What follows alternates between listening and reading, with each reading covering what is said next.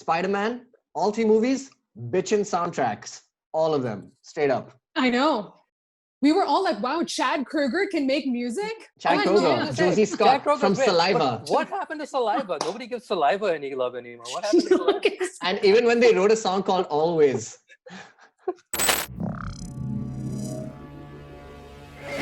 Hey everybody, welcome to another great episode of Crossover Event, a show where nerds collide.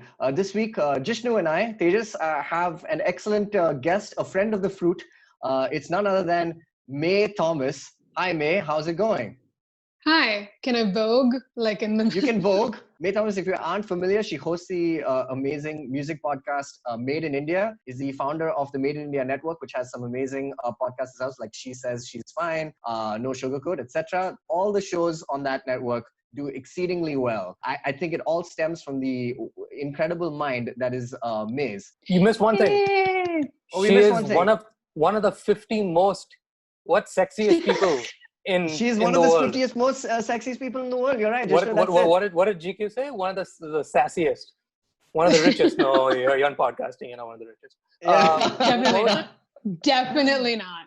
What was it for again?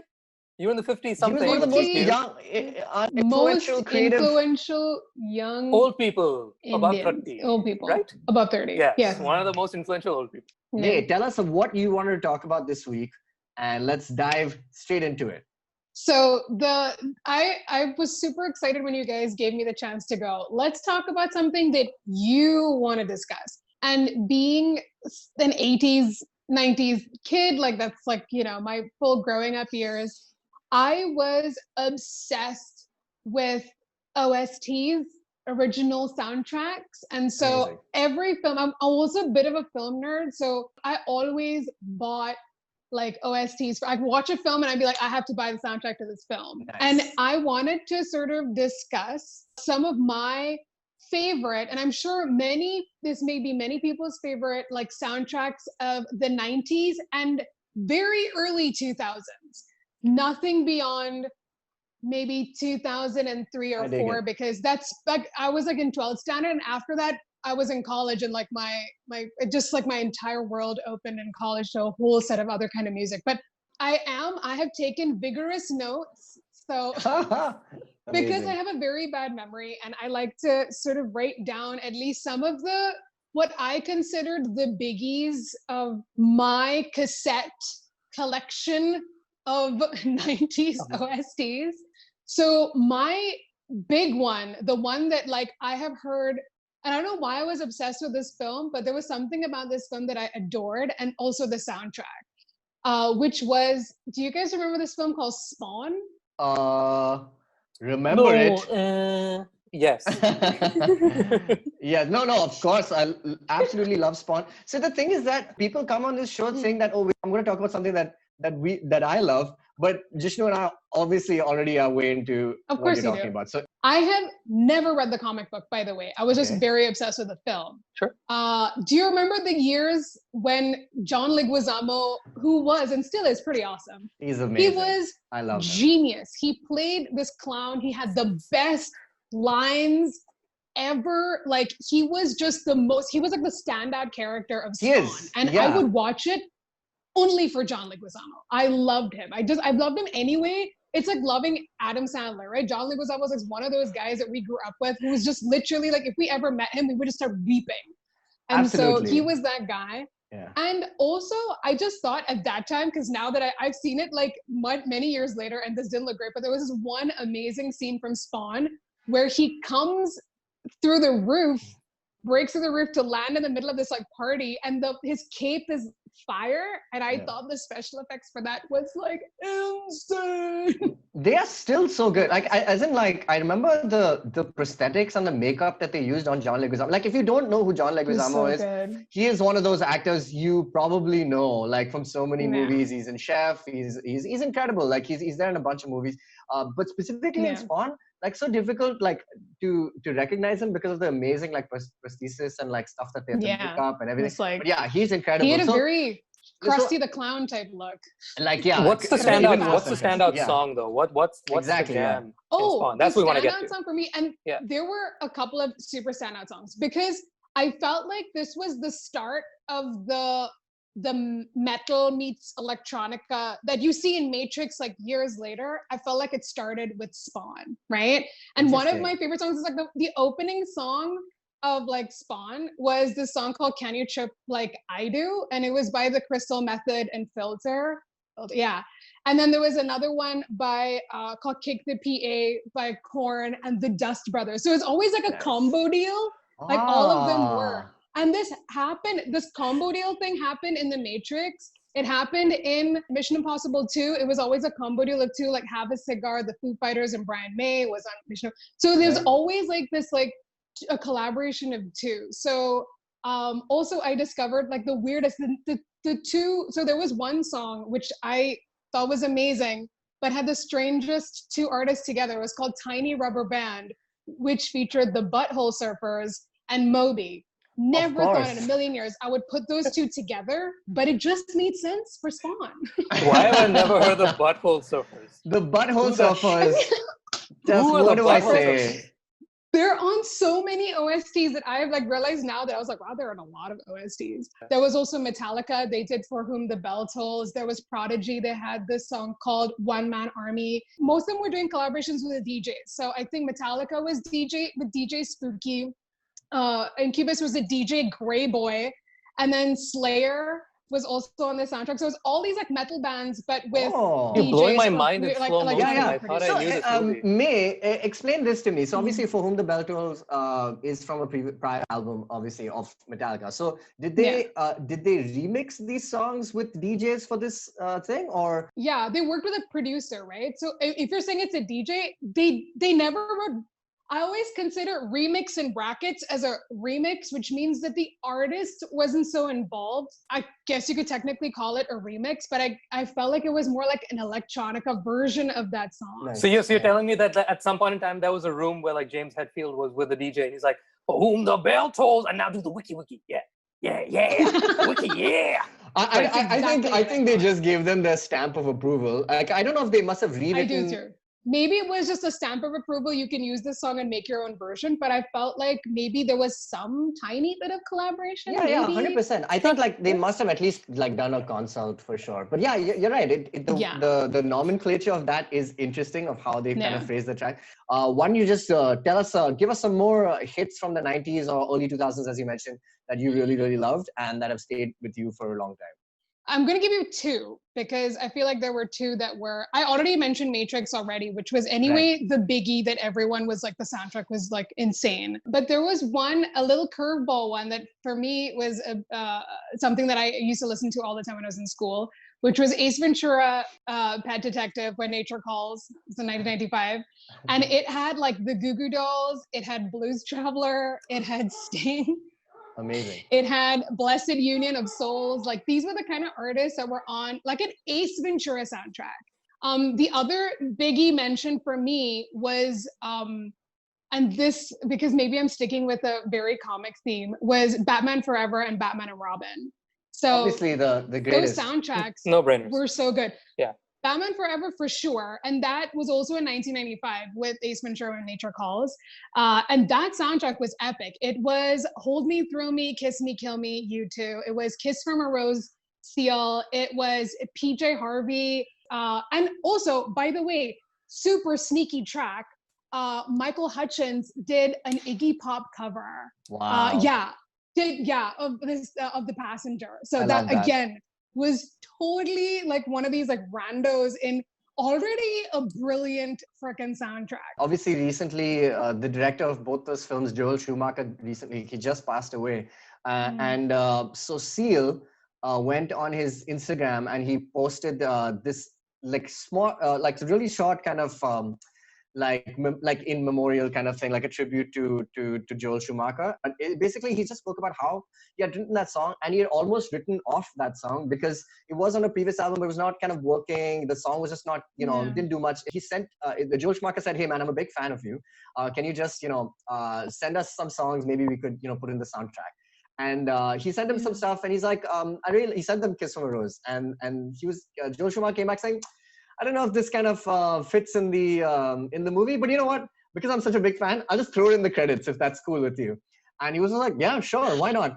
And then when they had like a few days spare on the set of Batman Forever, Joel Schumacher said, hey man, we have a few days we have the bat signal here, we have a little bit of, some props, blah, blah, blah. Do you want to just come? We'll quickly just shoot a music video.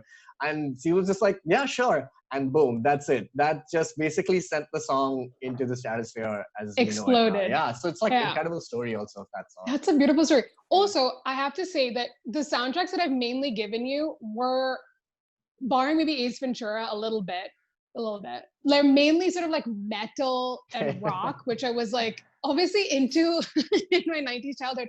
But I'd like to give another mention of like, I was obsessed with also R&B and hip hop at that time as well. So like Space Jam, so unbelievably good. Talking about Seal and Ark, and also Men in Black. So Will Smith and like that R&B-ish like vibe with like those two kind of sound. Like Men in Black. I want to know about when you say you love the soundtracks of these movies, right? Would you mainly consume them in isolation as I just want to hear these songs because this movie gave me a really good mixtape of some really good songs? Or do you end up like how I do when I love a movie / the soundtrack so much, every time I hear the song, I immediately think of the movie. Or whenever I think of the movie, I immediately think of those songs. So for instance, whenever I hear Lion Sleeps Tonight, I think of Courtney Cox and Jim Carrey having sex 3 times. Sorry, I must be tired. Like I think of that scene, right? Because that's where the Lion Sleeps Tonight comes in. And likewise, the one Cannibal Corpse song I know is in that movie rather. So when you're listening to these songs, do you guys remember? Well, the thing is, the movie becomes like a completely separate entity. I treat the soundtrack as like, I don't even remember the moments in the film where it comes in. Like I would just literally listen to the whole OST as its own mixtape. Just so you know, I was talking about Ace Ventura being a curveball. There is a song, I don't know if you guys remember Montel Jordan. He did this song called This Is How We Do It. This is how we do it. Yeah, of course. So Montel Jordan did a song called Jungle Groove that was on the Ace Ventura song. So Montel Jordan was on the Ace Ventura When Nature Calls soundtrack. I've no idea who that is, but I know that song. These movies are like, it like, especially like for music that's so so intricately tied together. It's just like it's just its own era, right? Like that's from say the 80s to say early 2000s. This was such a norm. Do you think that obviously has like kind of reduced, or why do you think that has kind of changed? Is it because people don't sell albums anymore? I think that, and I don't personally, I haven't got back into that. I mean, not that I don't listen to OSTs, but I felt like the bulk of my soundtrack listening days, I still do that now. I do that more. And I think this changed in the 2000s. It was like TV shows, right? It would have been Scrubs. It would have been, those are the TV shows whose songs that we would listen to. So it moved from films to like TV. Right. So now I feel like on TV shows is where you're really listening to their soundtracks, right? By the way, I had 2 special mentions that I'd like to make, which was that Donnie Darko, Echo and the Bunnymen, and Gary Jules' Mad Worlds. And they were like 2-3 songs from that soundtrack that blew me away. And that was also like a very different, Donnie Darko is also like it's like really one of my favorite movies ever. So yeah, I'm actually not even thought about the soundtrack though. That's crazy. Speaking of the TV shows thing, like you said, I just stumbled upon this a couple of weeks ago. Because it's lockdown and we just have so much freaking time on our hands, I found myself like rewatching random episodes of Friends for the first time in like over a decade. It was a dark day. Usually like the transitional music between scenes, like the equivalent of the Seinfeld pum pum ba-da-dum pum. Instead of that, like Friends has its own like, like very 90s-ish kind of poppy kind of stuff. But then every now and again, as transitional music between like the cafe to like a party at Monica and Rachel's, they would play you like 16 measures of It's the End of the World by R.E.M. I was thinking about like other TV shows that we grew up with that had really good soundtracks, like the One Day Years, for example. They would do things like the best, They would like the very first episode, I believe, ends with Blackbird, but then it's like an entire montage sequence. So also, by the way, and this is, I know this probably will come out sometime later, but today is also, since we're talking about soundtracks, Ennio Morricone of the soundtracks of the good, the bad, the ugly. He passed away today. And so I was just thinking, like, who were for us, and I really do think this, I'm talking about like OSTs, but another big part of this were music composers, right? And when growing up, it was the big three, right? It was Danny Elfman, Hans Zimmer, and John Williams. Those were the big three daddy-os, the trinity of OST creations of all the big films that we grew up with were these three guys. So I was just thinking, like, when you think about like literally the soundtracks of our childhood and what we grew up on, these guys were clearly like, you can hear an Elfman soundtrack and you can hear a Hans Zimmer soundtrack. Like, you just know it's them. Like, so let me try and bridge these gaps together, right? Like, so I've always found, and maybe you can see whether you agree with me, but I've always found my best kind of version of discovery for music, and that's probably why I enjoy musicals and stuff a lot more than sometimes just pick up an album. I prefer to kind of discover music when it's kind of intricately part of the story, or if you hear it in a scene, I know for some reason it sticks like a lot more in my brain. Like, like there's a scene in Thor, where, in the first Thor, where Walk by Foo Fighters plays in the bar where Stellan Skarsgård and and Thor are sitting and having this, drinking kind of thing. And I was just like, oh man, what is that song they play? And then it played immediately in the credits. And it's like the first song. I was like, what is this? And I realized, oh my God, this is like on like Wasting Light, which was that new album at the time. And I was just like, I love this song like so much more because it has so much more meaning. It made sense with the story of Thor. Like even the lyrics kind of fit perfectly. And it's like a flippin' rock song. So it was like perfect. So, exactly. So it's just like, so whenever those things happen, do you find that it sticks a lot more? But when it's part of a story that you love immediately, like when Fly Like an Eagle plays, when Michael Jordan is like remembering his youth and stuff, like, like that shit like just slaps so much better, yeah? It's always like the end of film kind of song, right? It's like this sort of like the big sort of... Oh yeah, there has to be a big emotional kind of, crux, All right, Mae, it's that part of the program where we throw pop culture franchises and titles and trends that are happening in the nerd world and then see what you have to say with it succinctly. Jishnu, with the first thing. Tintin or Asterix? Ooh, Asterix. For sure. ¿Por qué? ¿Por qué? ¿Por quoi? I don't know. I just love their humor. I think that's the thing that I enjoyed the most. Not that, I didn't love Tintin, but that funny I never felt was like laugh out loud funny, but Asterix, I would literally read it and like, the laughter would just like come out of me. With Tintin, it was more like a sly smirk, like, Thompson and Thompson at it again. So yeah, it was one of those. Okay, next up, the Star Wars new trilogy. The sequel trilogy, as it's called. The sequel trilogy, the new trilogy. I have to be super honest. I am obviously not as nerdy as, I just enjoy the films, and I do really like the new sort of like takeoff on like what with Rey and those storylines. I know there's like a lot of controversy around it, but as films, I really genuinely did enjoy them.